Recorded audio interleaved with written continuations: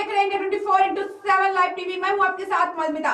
शरद पवार के NCP chief के पद से इस्तीफा के ऐलान के बाद नए अध्यक्ष पर सस्पेंस बरकरार है। जहां एक और पार्टी के नेता और कार्यकर्ता शरद पवार से फैसला बदलकर अध्यक्ष बने रहने की अपील कर रहे हैं, तो वहीं पार्टी के नेता छगन भुजबल ने एक नया फार्मूला दिया है। उन्होंने बताया कि हम शरद पवार को मनाने की कोशिश कर रहे हैं। अगर वो मान जाते हैं तो वही अध्यक्ष बने रहेंगे, लेकिन अगर वे नहीं मानते हैं तो कमेटी बैठक कर नए अध्यक्ष का फैसला करेगी। हालांकि छगन भुजबल ने कहा कि हम चाहते हैं कि सुप्रिया सुले राष्ट्रीय अध्यक्ष बने, देश भर में पार्टी का काम देखें, वही अजीत पवार को महाराष्ट्र में एनसीपी की कमान मिले। शरद पवार और सुप्रिया सुले मुंबई में एनसीपी दफ्तर पहुंच गए हैं। प्रफुल्ल पटेल भी दफ्तर में मौजूद हैं। बताया जा रहा है कि थोड़ी देर में एनसीपी की कमेटी की बैठक हो सकती है। उधर अजीत पवार के घर पर एनसीपी नेताओं का जमावड़ा लगा हुआ है।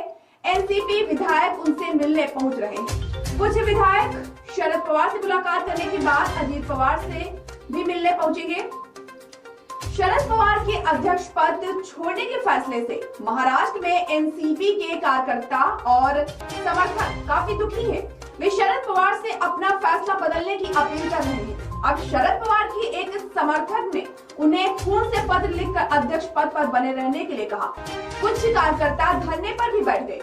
अजीत पवार अपने आवास देवगिरी में मौजूद हैं। एनसीपी विधायक और नेता उनसे मिलने के लिए पहुंच चुके हैं। जो विधायक उनसे मिलने पहुंचे हैं उनमें अनिल भाईदास पाटिल, दत्ता बर्ने, रोहित पवार शामिल हैं। कुछ नेता ऐसे भी हैं जो शरद पवार से मुलाकात करने के बाद अजीत पवार के घर पहुंचे। इससे पहले मंगलवार रात को सुप्रिया सुले, अजीत पवार और रोहित पवार ने शरद पवार के आवास सिल्वर ओक में उनसे मुलाकात करने पहुंचे थे। बता दें कि एनसीपी कार्यकर्ता संदीप काले ने शरद पवार को अपने खून से पत्र लिखा है। संदीप ने लिखा है कि सर, आपका ये निर्णय किसी को भी स्वीकार नहीं है। इस सदमे में हम अनाथ हो गए हैं। पवार साहब, आप हमारे भगवान हैं, हमारे आदर्श हैं। ये पत्र आपसे इस्तीफा देने के अपने फैसले को वापस लेने के लिए लिख रहा हूँ।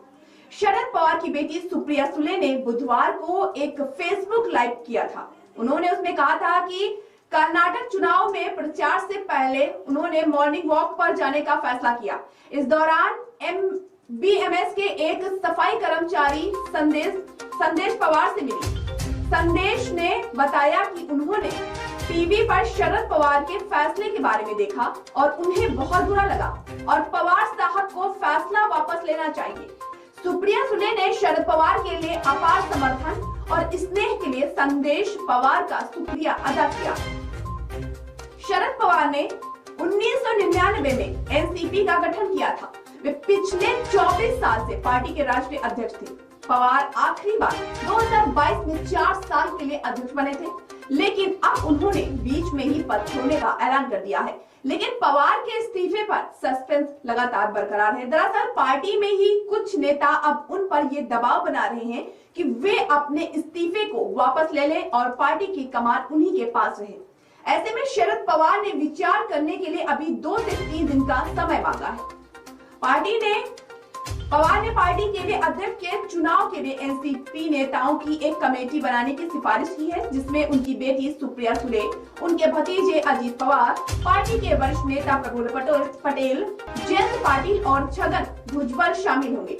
यानी ये सभी नेता पार्टी के नए अध्यक्ष का चुनाव करेंगे। इसके अलावा ये भी जानकारी सामने आ रही है कि शरद पवार ने एक नई रणनीति बनाई है, जिसके बारे में उन्होंने अपनी पत्नी प्रतिभा पवार, बेटी सुप्रिया सुले, उनके पति और दामाद सदानंद सुले और भतीजे अजीत पवार से बात की है। इसके तहत अगर शरद पवार अपना इस्तीफा वापस नहीं लेते हैं तो उनकी बेटी सुप्रिया सुले को पार्टी का अध्यक्ष बनाया जाएगा और महाराष्ट्र में पार्टी की जिम्मेदारी अजीत पवार को सौंपी जाएगी।